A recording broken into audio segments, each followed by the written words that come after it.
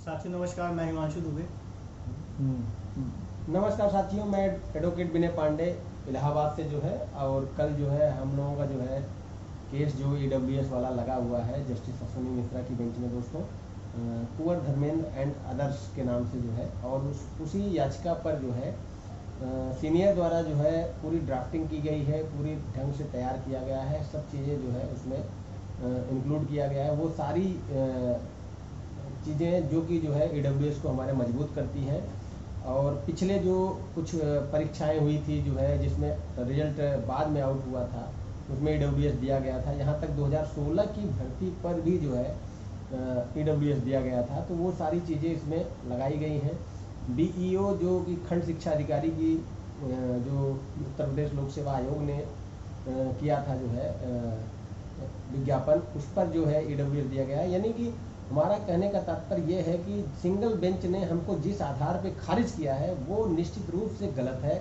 हम इसको division bench में यही साबित कर रहे हैं कि ऑफिस मेमोरेंडम के आधार पे कम से कम आधे दर्जन से अधिक परीक्षाओं में उत्तर प्रदेश सरकार ने जो है ईडब्ल्यूएस दिया था, और कहीं न कहीं सिंगल जज ने ऑफिस मेमोरेंडम के आधार पे जो भी हमारा जो है वो खारिज कर दिया है कि ऑफिस मेमोरेंडम के आधार पे आप दावा नहीं कर सकते हैं। उत्तर प्रदेश सरकार ने अगस्त 2020 में ईडब्ल्यूएस को अडॉप्ट किया था। इस वजह से भले आपका जो है मई 2020 में जो है विज्ञापन आया हो एटीआरई का, लेकिन आप जो है नहीं दावा कर सकते सिर्फ ऑफिस मेमोरेंडम के आधार पर। जबकि ऑफिस मेमोरेंडम फरवरी 2019 में उत्तर प्रदेश सरकार ने जारी किया था, और उसी के आधार पे तमाम भर्तियों में आधे दर्जन से अधिक भर्तियों में उन्होंने दिया था। यहाँ तक 2016 की भर्ती में भी उन्होंने ईडब्ल्यूएस दिया था। जो विज्ञापित हुआ था उसका रिजल्ट बाद में आया था दोस्तों। तो आप सोचिए कि ईडब्ल्यूएस हमारा कितना मजबूत है, और कहीं न कहीं सिंगल जज ने वो सब आर्डर में जिक्र करके हमारे केस को डीबी में एक मजबूत वो स्थिति दिया है, ताकि जो है हम लोग उसको जो है पलट दें जो है सिंगल बेंच के आर्डर को। तो दोस्तों आर के ओझा सर की को जो है हम लोगों की तरफ से किया गया है एक ज्वाइंट जो है हम लोगों की जो मंशा थी कि हम लोग सब लोग मिलकर जो है इस पर एक बेहतर पैरवी करें। एक व्यक्ति जो कि सिंगल बेंच में कहीं न कहीं एकला चलो का नारा देकर पूरे केस को खराब कर दिया। अंतिम समय में सबसे सहयोग लिया गया, लेकिन लास्ट में जो है उन्होंने ये कह दिया कि हमने ही सब कुछ किया था, किसी ने हमको कुछ सहयोग नहीं दिया था। तो दोस्तों ऐसे लोगों का क्यों सहयोग किया जाए? जो डायरेक्शन जो के लिए सुप्रीम कोर्ट जाते हैं, वहाँ पर सुप्रीम कोर्ट उनको खारिज कर देती है और उनको उस याचिका को विड्रा कर लेते हैं, और आर्डर में वो चीज़ें स्पष्ट लिखी हैं, फिर भी वो सफ़ेद झूठ बोलते हैं कि नहीं हमारे मैटर पर डायरेक्शन हो गया। तो दोस्तों सोचिए कि ऐसे लोग जो पग पग पर झूठ बोलते हैं, ऐसे लोगों पर कहाँ तक विश्वास किया जाए। इस वजह से हालांकि वो हमारे अच्छे मित्रों में से एक थे, जो है 2012 मतलब 2011 से जो है हमारे मित्र हैं, 12-13 साल पुरानी दोस्ती थी। लेकिन दोस्तों अपने समाज की बेहतरी के लिए कहीं न कहीं दोस्तों वो हमसे जो है थोड़ा सा मतभेद अगर है तो सिर्फ जो है ईडब्ल्यूएस केस की जीतने तक। हम ये नहीं कह रहे हैं कि हमसे बहुत बड़ा उनसे मतलब ईर्ष्या है, द्वेष है, या फिर उनसे शत्रुता है। बस हम बेहतर हम लोग करें, ईडब्ल्यूएस केस जीते। दोस्तों वैसे भी आप जानते हैं कि अब जो है सवर्णों के लिए बहुत ही कम ही बचा है कुछ करने के लिए। एक तो डबल आरक्षण का मैटर है, जिसको जो है हिमांशु भाई और धर्मेंद्र भाई ने कहीं न कहीं ये मानना पड़ेगा। मैं मानता हूं कि जो है लखनऊ बेंच में इन लोगों ने अच्छी जो है वो की। दोस्तों कहीं न कहीं दोस्तों अगर लखनऊ बेंच में आरक्षण के मुकाबले ढंग का सीनियर टक्कर दिया, तो कहीं न कहीं जो है इन दोनों की टीम को गुथरे जाता है। क्योंकि दोस्तों कहीं न कहीं जनरल ग्रुप में इतने दोफाड़ हो गए हैं दोस्तों कि इससे जो है लड़ाई बेहतर ढंग से नहीं लड़ी जा सकती है। लेकिन फिर भी सब लोग जो है टांग खिंचाई कर रहे हैं। अब सोचिए डबल आरक्षण के केस में दोस्तों रिटर्न सबमिशन के लिए अगर चंद शुल्क लिया जा रहा है, तो दोस्तों वो दे देना चाहिए। लेकिन कुछ लोग जो खुद कुछ नहीं करेंगे, लेकिन दूसरों के लिए जो है कहीं न कहीं बार बार कहेंगे कि नहीं जो है ऐसा नहीं ऐसा। तो दोस्तों आप खुद सोचिए, जो जनरल का खुद जो है पैर काट रहा हो, मतलब उनके पैर पर कुल्हाड़ी मार रहा हो, वो चाहते हैं कि डबल आरक्षण वाले मैटर पर रिटर्न सबमिशन दाखिल ना हो इन लोगों की तरफ से। तो दोस्तों सोचिए कि अगर डबल आरक्षण वाले मैटर पर रिटर्न सबमिशन किसी का नहीं दाखिल होगा, तो उस स्थिति में क्या होगा। कहीं ना कहीं एक बेहतर, चूंकि अनिल तिवारी सर जो है इसमें थे जो है, तो उनके आशीष चतुर्वेदी सर थे, तो उन दोनों की तरफ से मतलब अगर रिटर्न सबमिशन दाखिल होगा तो जज जब ऑर्डर लिखेगा तो उस पर जो है पढ़ेगा वो ढंग से। अब वो लोग जो कि कहीं ना कहीं सिर्फ और सिर्फ एकला चलो अपना श्रेय अपना सब कुछ लेना चाहते हैं, तो वो कुछ भी नहीं करना चाहते। वो चाहते हैं कि हमारा अगर नहीं कुछ हो रहा है तो दूसरों का खेल बिगाड़ दो। उनको सवर्ण समाज के नौकरी से मतलब नहीं है। मैं बार बार कह रहा हूँ, उनकी मनोस्थिति ऐसी है कि मेरा सब कुछ हो तो हो, अन्यथा किसी का ना हो। उन्होंने यहाँ तक किसी से कहा कि हम अगर डबल आरक्षण मैटर, जैसा कि सुप्रीम कोर्ट जाना तय है, क्योंकि इसमें इतनी पार्टियां हैं, जब ऑर्डर आएगा कोई ना कोई असंतुष्ट होगा इस पर, सुप्रीम कोर्ट जाएगा, तो उसके लिए जो है जनरल को भी एक बार जाना ही पड़ेगा अपने मतलब बेहतरी के लिए। तो उस स्थिति में उनके द्वारा ये कहा जा रहा है कि हम डबल आरक्षण में सुप्रीम कोर्ट जाएंगे और सुप्रीम कोर्ट में ऐसी स्थिति ला देंगे कि ये लोग जो है एकदम निम्न स्तर पे आ जाएंगे। मतलब उनका कहने की ये वो है कि हम इतना रेट तोड़ देंगे, और चूंकि रेट तोड़ने से मतलब नहीं, याचिका डाल के वहां से फरार हो जाना ये कोई बात नहीं है। वहां पर लड़ाई लड़ना ये चीजें और सीनियर एडवोकेट करना ये चीजें जो है मायने रखती है दोस्तों। तो उनकी मनोदशा से ये स्पष्ट लगता है दोस्तों कि वो सिर्फ और सिर्फ, मैंने बार बार कहा है कि कोई व्यक्ति विशेष से विद्वेष नहीं है। मतलब कि अगर हिमांशु और धर्मेंद्र जी अच्छा कर रहे हैं तो उनको हमारा पूरा समर्थन है और सबको करना चाहिए दोस्तों। लेकिन जो ऐसा कहते हैं, ऐसा कह के कहीं ना कहीं वो सवर्णों के हित की लड़ाई नहीं लड़ रहे हैं, वो सवर्णों का कि पैर पर कुल्हाड़ी मार रहे हैं दोस्तों। चंद लोग हैं, 500-600 लोग जो है डबल आरक्षण में हैं, और ईडब्ल्यूएस में तो दोस्तों 200-250 लोग भी नहीं है, 6-6 ग्रुप हो गया है। सोचो 50-60 लोग की संख्या लेके कोई सीनियर कैसे खड़ा करेगा। आज हम और हिमांशु भाई और ये धर्मेंद्र तीनों लोग मिलकर किसी तरह हम लोग अपना पैसा लगाकर जो है आज आर.के. ओझा सर को किए हैं ईडब्ल्यूएस पर, और कुछ पैसा उनका बाकी भी है। हम लोगों ने रिक्वेस्ट किया सर कि अगली डेट के पहले पूरा कर देंगे, वो तैयार हो गए हैं और कल वो बहस करेंगे दोस्तों, और पूरी कोशिश होगी दोस्तों। चूंकि रोस्टर चेंज हो गया है, आप लोगों को बता देना चाहता हूँ कि जस्टिस अश्विनी मिश्रा अभी ये कल सुनेंगे, इसके बाद संभवतः यदि वो पार्ट हर्ड कर देंगे, अगर सुनना चाहेंगे तो सुन सकते हैं, पार्ट हर्ड कर देंगे तो भले, नहीं तो जो है आगे चलकर एमसी जो है त्रिपाठी यानी महेश चंद्र त्रिपाठी सर के जो है बेंच में, उनकी भी बेंच बहुत अच्छी है दोस्तों। लेकिन जस्टिस अश्विनी मिश्रा की जो बेंच थी वो दोस्तों लगातार मैटर को लगाकर डिसाइड करते हैं। वो जब भी जो है कोई भी बेंच मैटर पाते हैं तो लगातार सुनवाई करते हैं, और उन्होंने 12/091 मैटर पर लगातार 12-14 दिन के अंदर सुनवाई करके उन्होंने मैटर को डिसाइड मतलब जजमेंट रिजर्व कर दिया। तो ये मानना था कि ये जो है जल्दी करते। फिलहाल तो महेश चंद्र त्रिपाठी भी एक विद्वान जज हैं, हाँ थोड़ा सा टाइम ले सकते हैं क्योंकि सीनियर्स हैं, तो उसमें हो सकता है कि 1 हफ्ते पर डेट मतलब रिक्वेस्ट करने पर दें। कुछ जज तो ऐसे हैं जो 1-1 महीना लंबी डेट देते हैं, लेकिन महेश चंद्र त्रिपाठी सीनियर्स जब बहस करेंगे तो वो 1-1 हफ्ते देंगे। फिलहाल तो मुझे नहीं लगता है कि महेश चंद्र त्रिपाठी सर भी जो है बहुत ज़्यादा लटकाएंगे, लेकिन यह है कि अश्विनी मिश्रा से ज़्यादा टाइम तो लेंगे ही लेंगे। तो दोस्तों आज की तैयारी पूरी, हम लोग ब्रीफिंग में गए थे और पूरा वहाँ जो है सर को बताया गया। फिलहाल तो आर.के. ओझा सर को सब कुछ पता है, उनको पहले भी एक बार हम लोग मिलकर जो है सब कुछ बता दिए थे, तो वो सब कुछ समझ रहे हैं और कल जो है वो बहस करेंगे। और दोस्तों बाकी आगे की बात जो भी रहेगी आप धर्मेंद्र मिश्रा जी से। और भाइयों नमस्कार। दोस्तों पहली बात तो मैं हमारे भाई विनय जी को धन्यवाद देना चाहेंगे, क्योंकि सिंगल बेंच में हम लोग ईडब्ल्यूएस में एक याची की तरह थे, और डबल बेंच में भी कोई हमें बहुत ज़्यादा इसमें वो नहीं थी, लेकिन कुछ भाइयों का मार्गदर्शन, कुछ साथी हमारे थे और खासकर विनय भाई का मार्गदर्शन था कि हम लोग इसमें जब आएंगे तो कुछ लोग तो हमारे साथ ज़रूर जुड़ेंगे, और अगर कुछ लोग जुड़ेंगे तो एक बढ़िया सीनियर होगा। सिंगल बेंच में आपने देखा कि सारे लोग एक ही जगह थे, फिर भी एक मतलब सेकंड क्लास का सीनियर वहाँ पे बहस कर रहा था, और वो भी किसी भी तरीके से। यहाँ पर आज स्थिति ये है कि एक हमने सीनियर कर रखा है, टॉप मोस्ट सीनियर, और अगर सामने से भी सीनियर आता है तो स्वागत है, अच्छी बात है।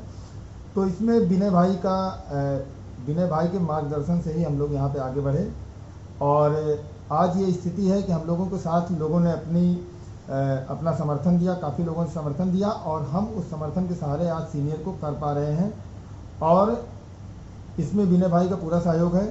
विवेक भाई ने आज हम लोगों को 5,000 रुपये सहयोग राशि प्रदान की है, जो सीधा उन्होंने सीनियर को दिया है और बोले हैं कि ज़रूरत पड़ने पे और भी हम आगे मदद करेंगे। तो विवेक भाई का इसलिए हम बहुत शुक्रिया करना चाहते हैं कि उन्होंने इस प्रकार हमारी आज मदद की। खैर, जो भी चीज़ें आप लोगों को कल कोर्ट में हम लोग बता ही देंगे और ज़्यादातर चीज़ें विनय भाई ने आप लोगों को बता दी हैं। दोस्तों, ये हम लोगों के आपस में लड़ने का समय नहीं है, ये हम लोगों को ईगो दिखाने का समय नहीं है। हम लोगों को मन से और मेहनत से लड़ाई लड़नी होगी।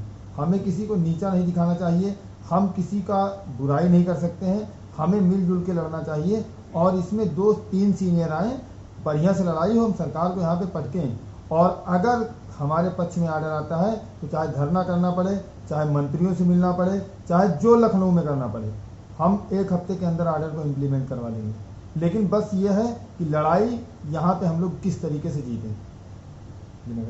और दोस्तों, हम लोगों के लिए सीमित जो है वो है अवसर है। देखिए, मतलब प्राइमरी एजुकेशन से बीएड बाहर हो गया, ज़्यादातर लोग बीएड वाले ही हैं। इसके अलावा जो है दोस्तों, जो ड्राफ्ट हुआ है उत्तर प्रदेश शिक्षा सेवा चयन आयोग का, उसमें दोस्तों 21 से 40 साल एज लिमिट कर दिया गया है। यानी आगे आने वाले समय में बीएड वालों के लिए टीजीटी पीजीटी में भी 40 साल ही अवसर रहेंगे। तो दोस्तों सोचिए, आपके पास सिर्फ 2 अवसर, एक डबल आरक्षण के लिए है, एक जो है ईडब्ल्यूएस तो एक ऐसा केस है दोस्तों कि जिसमें जो है सबसे लोअर गुणांक वाले जो जनरल के बच्चे हैं सबका कल्याण हो जाएगा ईडब्ल्यूएस जीतते ही। बाकी डबल आरक्षण पर दोस्तों टेट पर यदि हम जीतते हैं तो लगभग 80% लोगों का भला हो सकता है अभी, लेकिन भविष्य के गर्त में है। बहस अच्छी हुई है, सब कुछ अच्छा हुआ है, देखा जाएगा क्या होगा क्या नहीं होगा। लेकिन दोस्तों एटीआरई पर सिर्फ रिविजिट हुआ तो निश्चित रूप से दोस्तों बहुत कम मात्रा में मतलब सीटें आएंगी जनरल की, या फिर आएंगी कि नहीं आएंगी, वो सारी चीज़ें अभी भविष्य के गर्त में है। लेकिन दोस्तों ईडब्ल्यूएस केस एक ऐसा मजबूत केस है, उसमें सबको जो है कहीं न कहीं बढ़ चढ़ के जो है सपोर्ट करना चाहिए। और दोस्तों यही एक ऐसा केस है जिससे आपका जो है आगे का जो जीवन है सुखमय होगा। अन्यथा बीएड वालों के लिए अब अवसर ज़्यादा नहीं है, क्योंकि अब जो ड्राफ्ट हुआ है उत्तर प्रदेश शिक्षा सेवा चयन आयोग का, उसमें आप देखिए 21 से 40 साल तक सारी भर्तियों के लिए, चाहे प्राइमरी एजुकेशन हो, चाहे माध्यमिक हो, चाहे इंटर कॉलेज हो, सबके लिए मतलब सरकार ने रख दिया है। तो बाकी दोस्तों बाकी की बातें जो है मंजूर। साथियों नमस्कार। जैसा कि आप लोग देख रहे हैं, फिलहाल हम लोग प्रयागराज पहुंच चुके हैं और आप लोगों को जैसा कि अवगत कराया जा चुका है कि हम लोगों की जो स्पेशल अपील है जो धर्मेंद्र मिश्रा जी के नाम से है, उसकी डेट कल लगी हुई है और संभवतः 12 बजे के आसपास ये संभावना है कि हम लोग का केस टेकअप हो जाएगा। सबसे पहली बात ये है कि कल के बाद से रोस्टर चेंज हो जा रहा है, मतलब कल का दिन ही केवल एक दिन है जो अश्वनी मिश्रा सर की बेंच जो है ईडब्ल्यूएस मैटर पे सुनेगी। अब बहुत मतलब देखने वाली बात ये होगी कि जो बेंच है वो क्या अपील पे मतलब जो है सुनवाई कंटिन्यू रखती है, बढ़ाती है, या फर्दर मतलब चूंकि पता ही रहता है कि रोस्टर चेंज हो रहा है कि आगे के लिए मतलब डेट दे देती है मतलब दूसरी बेंच के लिए। और जो दूसरा बेंच है वो विनय भाई ने बता दिया है, वो MC त्रिपाठी सर की बेंच है। हाँ, महेश चंद्र त्रिपाठी सर की बेंच है और हम लोगों ने भी उनके बारे में पता किया है। क्या बोलते हैं, वो भी काफ़ी मतलब अच्छे जज हैं और नवीन शर्मा सर से बात हो रही थी हमारी, उनके बारे में भी मतलब बहुत कुछ मतलब बताया वो तो खैर। और आप लोगों को पता है ही कि हम लोग का जो पैनल है वो नवीन शर्मा सर खुद एक सीनियर है और साथ में designated senior RK Ojha ji को हम लोग कर लिए हैं और बहुत ही सीमित संख्या में। जैसा आप लोगों को पता है कि हम लोग मेनली ओवरलैपिंग में बिजी होने के कारण खुलकर सामने ना आ पाए थे।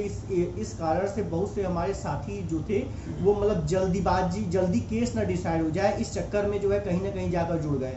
लेकिन जब हम क्या बोलते मतलब वहाँ से ओवरलैपिंग केस से जब हम लोग खाली हुए हैं तो फिर मतलब हम लोगों ने ये बताया है कि हम लोग भी इस पे स्टैंड ले रहे हैं, क्योंकि हम भी नहीं चाहते थे कि सिंगल बेंच में जिस प्रकार से मतलब ये केस लंबा खिंचा या बहुत सी विसंगतियां सामने आई, कोर्ट के अंदर की चीज़ें बाहर नहीं आई, मतलब तमाम तरीके से चीज़ें थी। तो इस बार हम लोग चाहते थे कि 69,000 शिक्षक भर्ती में जनरल वर्ग के लिए जो 2 रास्ते थे, एक रास्ता ओवरलैपिंग का और दूसरा रास्ता ईडब्ल्यूएस का, तो हम ये जो दूसरा रास्ता है, हम ये चाहते हैं कि इसमें भी मजबूती से जो है, जिस प्रकार से हम लोग ओवरलैपिंग में लड़ाई लड़े उसी प्रकार से जो है EWS केस में भी लड़ा जाए, और बाकी प्रयास करना हम लोगों का काम है, और हम लोग जितना हो सके उतना मजबूती से प्रयास कर लें, और रिजल्ट सफलता या रिजल्ट जो है वो ऊपर वाले के हाथ में छोड़ दिया जाए, कर्मों पर कि क्या होता है। अगर लीगलिटी है तो जो फैसला होगा वो हमारे पक्ष में आएगा।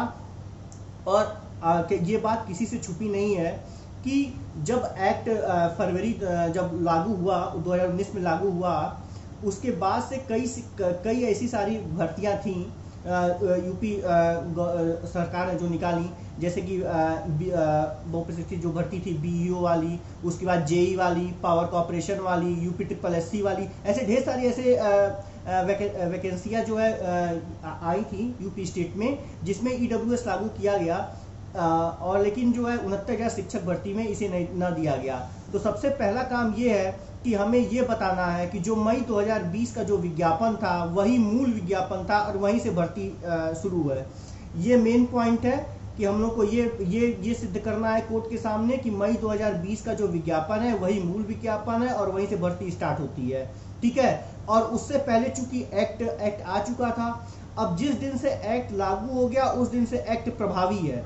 अब हमें EWS का लाभ वहां से मिलना चाहिए, और आप लोगों को ही पता है कि 2019-20 का, 2020-21 का सब लोग जो है EWS बनवाया करते थे, सबके पास EWS का सर्टिफिकेट था, मतलब जो इस दायरे में आते थे।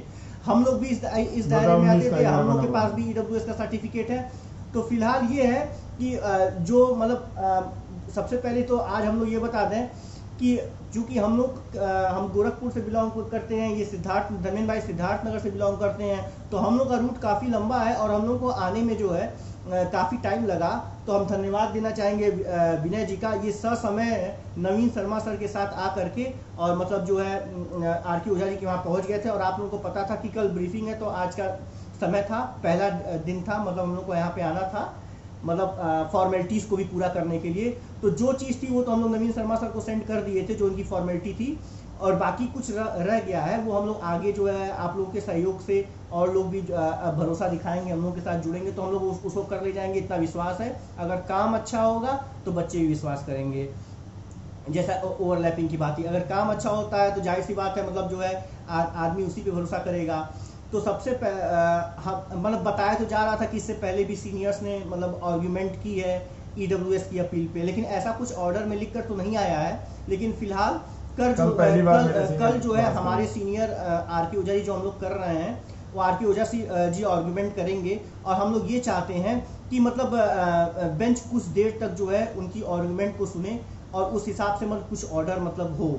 फिलहाल जो भी होगा, वैसे मतलब इसकी संभावना हमको लगती है कि मतलब 40% की है, जैसा कि हम लोग को नवीन शर्मा सर बता रहे थे, क्योंकि रोस्टर चेंज हो रहा है। जो भी अपडेट होगी वो सुनवाई के बाद हम लोग के माध्यम से दी जाएगी, और हम लोग EWS में भी जो है मजबूत पैरवी करेंगे, और ये आने वाले समय में आप लोगों को दिखेगा। और विनय भाई चूंकि प्रयागराज बेंच से हैं, प्रयागराज से ही हैं, और यहाँ पे ही इनकी प्रैक्टिस है, तो ये लगातार निरंतर जो है हर डेट पे बने रहेंगे, ठीक है। फिलहाल विनय भाई कुछ बोलना, बोलिए। दोस्तों एक चीज़ मैं आपको बताना चाहता हूँ कि सवर्णों के हित के लिए दोस्तों निश्चित रूप से सबको एक मंच पे आना चाहिए। मैं उन लोगों का भी आह्वान करता हूँ जो कि हम लोग विरोधी नहीं हैं किसी के, और हिमांशु और धर्मेंद्र खास करके जो है, कुछ लोग इनको इतना विरोधी मानते हैं, कुछ तो दोस्तों ऐसे हैं कि इनसे इतना जलन रखते हैं, अब पता नहीं क्यों जलन रखते हैं, समझ में ही नहीं आता है। कुछ अपने ही लोग जो कि याची ग्रुपों में, अब सोचिए ये लोग अगर अच्छा कुछ करना चाहते हैं, अगर साथ आना चाहते हैं, आज भी मैं कह रहा हूँ जितने भी लोग हैं सब साथ में आके आइए, लड़िए जो है, क्योंकि यहाँ कर लिया जाएगा। सीनियर जो है अगर जरूरत पड़ी सीनियर उतार दिया जाएगा, क्योंकि ये चीज़ें जो है बिल्कुल 101% हमको ये मुकदमा जीत की तरफ दिख रहा है। इस वजह से क्योंकि ऑफिस मेमोरेंडम के आधार पर तमाम भर्तियों में दिया गया है, और 69,000 में क्यों नहीं दिया गया है। तो दोस्तों यहाँ नौकरी एकदम तय है, आप सारे लोग सही जगह जुड़िए, और सही जगह निश्चित रूप से अपने पैरवीकार को मजबूर कर दीजिए कि आप लोग जो है एकला चलो मत करिए जो है, क्योंकि जो है यहाँ पर अगर हार गए तो समझ लीजिए हमेशा के लिए कहानी समाप्त हो जाएगा, पूरी जिंदगी आप लोग बेरोजगार रह जाएंगे। यदि इसी तरह कुछ लोग तो दोस्तों 200-400-500 रुपया कम देख के जो है कहीं ना कहीं जुड़ जाते हैं। तो दोस्तों 200-400-500 रुपया कहीं ना कहीं आपके जीवन पे भारी पड़ जाएगा, और कहीं न कहीं आपके लिए ज़िंदगी भर रोने का टाइम आ जाएगा। इससे बढ़िया है कि आप सही जगह जुड़ें और सही जो है पैरवी हो, उसके लिए आप लोग, क्योंकि हम लोग किसी के विरोधी नहीं है, सबका स्वागत है। फिर सब जो भी मतलब साथ आना चाहते हैं और हमारा साथ लेना चाहते हैं वो साथ में आए, किसी को मतलब जब वो नहीं है कि आप हमारे विरोधी हैं। समर्थ भाइयों के हित के लिए सबको एक मंच पर आना चाहिए। धन्यवाद। धन्यवाद दोस्तों, नमस्कार। साथी नमस्कार।